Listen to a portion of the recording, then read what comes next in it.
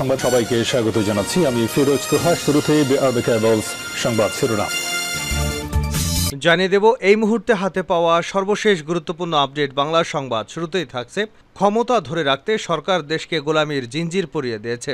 বাংলাদেশের 1 ইঞ্চি জমি ব্যবহার করে ভারতকে রেল করিডোর দিতে দেওয়া হবে না বলেও হুঁশিয়ারি উচ্চারণ করেছেন বিএনপির ভাইস চেয়ারম্যান আসাদুজ্জামান রিপন। এবারে জানাবো, নাগরিক ঐক্যের সভাপতি মাহমুদুর রহমান মান্না বলেছেন, সরকার ক্ষমতায় থাকার জন্য দেশের স্বাধীনতা বিকিয়ে দিয়েছে। তিনি প্রধানমন্ত্রীকে উদ্দেশ্য করে বলেন, আপনি তো ট্রানজিট দেননি, আপনি করিডোর দিয়েছেন। জানাবো, যে কোনো মুহূর্তে ঢাকা মহানগর উত্তর ও দক্ষিণ বিএনপির কমিটি ঘোষণা হতে পারে। সেই সঙ্গে জাতীয়তাবাদী যুবদলের কেন্দ্রীয় কমিটিও ঘোষণা করা হবে। দলীয় হাইকমান্ডের সবুজ সংকেত পাওয়ার সঙ্গে সঙ্গে বিএনপির সিনিয়র যুগ্ম মহাসচিব রুহুল কবির রিজভী আহমেদ প্রেস বিজ্ঞপ্তির মাধ্যমে আংশিক কমিটি ঘোষণা করবেন। জানিয়ে দেব, আওয়ামী লীগ সাধারণ সম্পাদক ওবায়দুল কাদের বলেছেন, বিএনপি কখনই গণতান্ত্রিক রাজনৈতিক দল হয়ে উঠতে পারেনি। তাদের অবস্থান সবসময় গণতান্ত্রিক মূল্যবোধের বিপরীত মেরুতে। বিএনপি এবং তাদের দোসররা তাদের সেই আদর্শগত অবস্থান পরিবর্তন না করায় আমাদের গণতান্ত্রিক রাজনীতিতে বিরাজমান সংকটের সমাধান দুরূহ। জানিয়ে দেব, পাবনার ঈশ্বরদী উপজেলায় পাবনা ঈশ্বরদী আঞ্চলিক সড়কের দাসুরিয়া পল্লী বিদ্যুৎ অফিসের সামনে প্রাইভেট কার নিয়ন্ত্রণ হারিয়ে গাছের সঙ্গে ধাক্কা লেগে 4 জনের মৃত্যু হয়েছে। তাৎক্ষণিকভাবে হতাহতদের পরিচয় পাওয়া যায়নি। এবং সর্বশেষ জানাবো আন্তর্জাতিক সংবাদ, ইসরায়েলের লেবাননে হামলার ভয়ঙ্কর পরিণতি জানালো ইরান। ফিলিস্তিনের সঙ্গে যুদ্ধের পর এবার লেবাননের সঙ্গে সম্পর্ক উত্তপ্ত হচ্ছে ইসরায়েলের। দুই দেশের মধ্যে হামলা পাল্টা হামলা চলছে। এমন পরিস্থিতিতে লেবাননে হামলার ভয়ঙ্কর পরিণতি জানিয়েছে ইরানের ভারপ্রাপ্ত পররাষ্ট্রমন্ত্রী আলী বাকেরি কানি। এতক্ষণ শিরোনাম শুনছিলেন, এবার বিস্তারিত। প্রিয় দর্শক, আপনি যদি এই চ্যানেলে নতুন হয়ে থাকেন, ভিডিওটি দেখতে দেখতে চ্যানেলটি সাবস্ক্রাইব করে আমাদের সঙ্গেই থাকুন।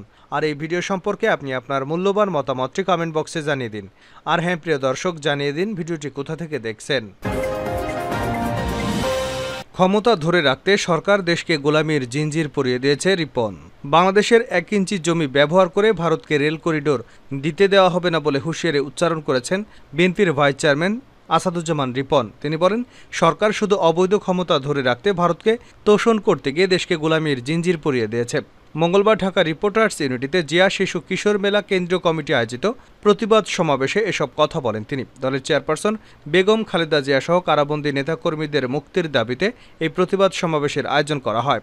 সমাবেশে প্রধান অতিথির বক্তব্যে আসাদুজ্জামান রিপন বলেন, বেগম খালেদা জিয়াকে শুধু নির্বাচন থেকে দূরে রাখার অসৎ অভিপ্রায় আওয়ামী সরকার মিথ্যা মামলা দিয়ে দণ্ডিত করেছে। আওয়ামী সরকার প্রধান তাদের লোকজন প্রায়শই বলেন, বেগম জিয়া এতিমের টাকা আত্মসাৎ করেছেন, অথচ আদালতের ফরমায়েশি রায় পর্যন্ত কোথাও বেগম খালেদা জিয়াকে টাকা আত্মসাৎ করেছেন একথা লেখা নেই। অথচ তারাই অসত্য বয়ান দিয়ে যাচ্ছেন। যদি বাংলাদেশের আইনের শাসন ও জবাবদিহিতা থাকতো, তাহলে শুধু এই বক্তব্যের জন্য তাদের 100 বছর করে জেল হতো। বাংলাদেশ ও ভারতের মধ্যে সম্প্রতি সই হওয়া সমঝোতা স্মারকের দিকে ইঙ্গিত করে রিপন বলেন, ওরা বুঝতে পেরেছে বাংলাদেশের জনগণের সরকার নেই, বরং তাদের তাবেদার সরকার বসে আছে। তাই তারা রেল করিডোর, সড়ক করিডোর ও নৌ করিডোরের নামে বাংলাদেশকে আষ্টেপৃষ্ঠে বাঁধার ষড়যন্ত্র করছে। আপনি তো ট্রানজিট দেননি, দিয়েছেন করিডোর। মান্না। নাগরিক ঐক্যের সভাপতি মাহমুদুর রহমান মান্না বলেছেন, সরকার ক্ষমতায় থাকার জন্য দেশের স্বাধীনতা বিকিয়ে দিচ্ছে। মান্না বলেন, আজ পত্রিকা দেখলাম প্রধানমন্ত্রী বলেছেন ভারতকে ট্রানজিট দিলে কি ক্ষতি। আপনি তো ট্রানজিট দেননি, দিয়েছেন করিডোর। তাদের দেশ থেকে ট্রেন ঢুকবে, সেই ট্রেন আবার তাদের দেশে যাবে, সেখানে কি থাকবে আমরা জানি না। বৃহস্পতিবার জাতীয় প্রেস ক্লাবের সামনে এক মানববন্ধনে এসব কথা বলেন তিনি। জিয়াউর রহমান সমাজ কল্যাণ ফোরামের উদ্যোগে সাবেক বিরোধী দলীয় চিফ হুইপ জয়নুল আবেদিন ফারুকের উপর পুলিশি হামলা 13 বছরে বিচার না হওয়ায় দোষীদের বিচারের দাবিতে মানববন্ধন করা হয়। তিনি বলেন, প্রধানমন্ত্রী বলেছেন তার সরকার দুর্নীতির বিরুদ্ধে জিরো টলারেন্স, কিন্তু তিনি বেনজির আহমেদ, আজিজ আহমেদ এবং মতিউরদের প্রথম দেখেছেন। আজিজ ভাইদের তিনি প্রথম দেখেছেন। তাকে তিনি প্রমোশন দেননি, প্রশ্রয় দেননি। আর আমাদের ডেপুটি স্পিকারের ছেলে 200 কোটি টাকা ট্যাক্স ফাঁকি দিয়ে পালিয়ে গিয়েছে। এ নিয়ে সাংবাদিকরা জিজ্ঞাসা করলে পরিবার থেকে বলা হয়েছে বেড়াতে গিয়েছে। এই 200 কোটি টাকা ট্যাক্স ফাঁকির মামলায় কি আছে? এ নিয়ে কোনো মামলা হয়েছে কি? এ নিয়ে একটি গণমাধ্যম নিউজ হয়েছে কি?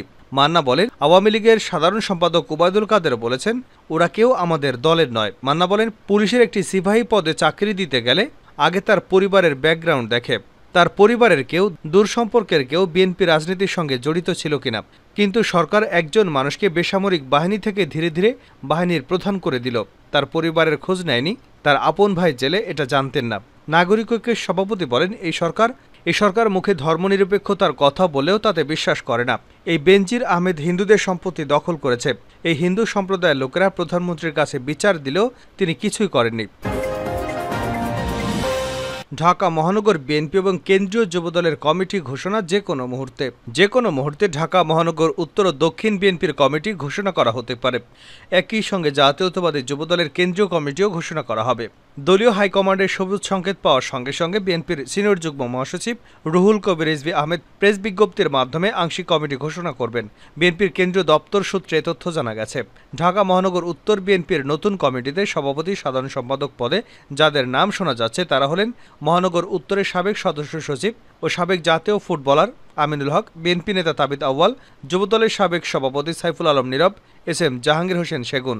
সংশ্লিষ্ট সূত্র জানায়, এসব কমিটিকে কেন্দ্র করে বিএনপির ভারপ্রাপ্ত চেয়ারম্যান তারেক রহমান বিভিন্ন পর্যায়ে নেতাকর্মীদের সঙ্গে কথা বলছেন।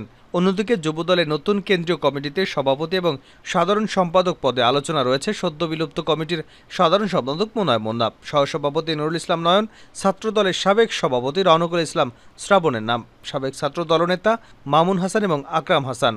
উল্লেখ্য, গত 13 জন বৃহস্পতিবার মধ্যরাতে বিএনপির ঢাকা মহানগর উত্তর ও দক্ষিণ চট্টগ্রাম মহানগর এবং বরিশাল মহানগর এবং যুবদলের কেন্দ্রীয় কমিটি ভেঙে দেওয়া হয়। বিএনপি কখনই গণতান্ত্রিক দল হয়ে উঠতে পারেনি ওবায়দুল কাদের। আওয়ামী লীগ সাধারণ সম্পাদক ওবায়দুল কাদের বলেছেন, বিএনপি কখনই গণতান্ত্রিক রাজনৈতিক দল হয়ে উঠতে পারেনি। তাদের অবস্থান সবসময় গণতান্ত্রিক মূল্যবোধের বিপরীত মেরুতে। বিএনপিও তাদের দোসরা তাদের সেই আদর্শগত অবস্থান পরিবর্তন না করায় আমাদের গণতান্ত্রিক রাজনীতিতে বিরাজমান সংকট সমাধান দুরূহ। বিএনপির মহাসচিব মির্জা ফখরুল ইসলাম আলমগীরের বক্তব্যে নিন্দা জানিয়ে বৃহস্পতিবার দুপুরে গণমাধ্যমে পাঠানো এক বিবৃতিতে ওবায়দুল কাদের বলেন, মিথ্যাচার এবং অপপ্রচার বিএনপির একমাত্র রাজনৈতিক হাতিয়ারে পরিণত হয়েছে। তাদের মিথ্যাচার এবং অপপ্রচার জনগণের সামনে প্রকাশিত হওয়ায় বিএনপি বারবার জনগণ দ্বারা প্রত্যাখ্যাত হয়েছে। খালেদা জিয়ার শারীরিক অবস্থা নিয়েও তারা মিথ্যাচার করেছে। খালেদা জিয়ার চিকিৎসা গ্রহণ শেষে বাসায় ফিরে গেছেন। খালেদা জিয়ার মুক্তির কোনো রাজনৈতিক বিষয় নয় উল্লেখ করে ওবায়দুল কাদের বলেন, এটা আইনগত বিষয়। আইনগত বিষয় নিয়ে বিএনপি আইনি প্রক্রিয়ায় মোকাবেলা না করে বিষয়টিকে রাজনৈতিক ইস্যু বানানোর অপচেষ্টা করছে। বিগত কয়েক বছর ধরে বিএনপি খালেদা জিয়ার মুক্তির আন্দোলন করছে, কিন্তু সেই আন্দোলনে জনগণের কোনো সম্পৃক্ততা নেই। বিএনপি জনগণের স্বার্থ সংশ্লিষ্ট ইস্যুকে প্রাধান্য না দিয়ে একটি অরাজনৈতিক ইস্যুকে রাজনৈতিক ইস্যু বানানোর অপচেষ্টা করছে। বিএনপি আন্দোলনের নামলে তাদের সন্ত্রাসী ও ক্যাডার বাহিনীকে সক্রিয় করে বলেও মন্তব্য করেন তিনি বলেন, বিএনপির আন্দোলনের নামে সন্ত্রাসী এবং ক্যাডার বাহিনীকে আশ্রয় প্রশ্রয় দেওয়ার অপচেষ্টা করে। আর এ সকল সন্ত্রাসীদের বিরুদ্ধে আইনানুগ ব্যবস্থা গ্রহণ করলে বিএনপি নেতৃবৃন্দ মিথ্যাচার এবং অপপ্রচারের মাধ্যমে বিভ্রান্তি ছড়ায়। আওয়ামী লীগ কখনও অসাংবিধানিক এবং অগণতান্ত্রিক উপায়ে ক্ষমতায় আসেনি। আওয়ামী লীগ সবসময় গণতান্ত্রিক প্রক্রিয়ায় জনগণের ম্যান্ডেট নিয়ে ক্ষমতায় এসেছে। শেষ করছে আন্তর্জাতিক সংবাদ দিয়ে। ইসরায়েলের লেবাননের হামলার ভয়ঙ্কর পরিণতি জানালো ইরান। ফিলিস্তিনের সঙ্গে যুদ্ধের পর এবার লেবাননের সঙ্গে সম্পর্ক উত্তপ্ত হচ্ছে ইসরায়েলের। দুই দেশের মধ্যে পাল্টা হামলা চলছে। এমন পরিস্থিতিতে লেবাননে হামলার ভয়ঙ্কর পরিণতি জানিয়েছে ইরানের ভারপ্রাপ্ত পররাষ্ট্রমন্ত্রী আলী বাকেরি কানি। বৃহস্পতিবার জেরুজালেম পোস্টের এক প্রতিবেদনে এ তথ্য জানানো হয়েছে। আলী বাকেরি বলেন, ইসরায়েল লেবাননের আগ্রাসন শুরু করলে যুদ্ধক্ষেত্রে তাদের জন্য জাহান্নাম পরিণত হবে। তারা আর সেখান থেকে বের হতে পারবে না। বুধবার ইরানের মন্ত্রিসভার সাপ্তাহিক বৈঠকের মধ্যে এক বিরতিতে সংবাদ সম্মেলনে তিনি এসব কথা বলেন। ইসরায়েল সরকার সম্প্রতি লেবাননের প্রতিরোধ যোদ্ধা হিজবুল্লাহর বিরুদ্ধে সর্বাত্মক যুদ্ধ করার হুমকি দিয়েছে। বিষয়টি নিয়ে দুপক্ষের মধ্যে উত্তেজনা চলছে। এমন পরিস্থিতিতে বিভিন্ন দেশ তাদের নাগরিকদের লেবানন ছেড়ে যাওয়ার নির্দেশনা দিয়েছে। হিজবুল্লাহকে ইসরায়েলের বিরুদ্ধে শক্তিশালী খেলোয়াড় হিসেবে প্রশংসা করেন ইরানের ভারপ্রাপ্ত পররাষ্ট্রমন্ত্রী। তিনি বলেন, লেবাননের এই যোদ্ধারা খুবই শক্তিশালী ভূমিকা পালন করছে। এটি আন্তর্জাতিক এবং কূটনৈতিক ক্ষেত্রে প্রতিরোধ সৃষ্টি করেছে। আলী বাকেরি কানি বলেন, ইসরায়েলের সঙ্গে লেবাননের যুদ্ধ শুরু হলে ভূখণ্ডটি তাদের জন্য জাহান্নামে পরিণত হবে, ফলে সেখান থেকে তারা বের হতে পারবে না। এর আগে বৃহস্পতিবার ইসরায়েলে 200-রও বেশি রকেট হামলার দাবি করেছে হিজবুল্লাহ। এক বিবৃতিতে হিজবুল্লাহ জানিয়েছে, ইসরায়েলের হামলার জবাবে তারা দেশটিতে 200-রও বেশি বিভিন্ন ধরনের রকেট হামলা চালিয়েছে। গোলান মালভূমিতে ইসরায়েলের 5টি ঘাঁটিতে এই হামলা চালানো হয়েছে।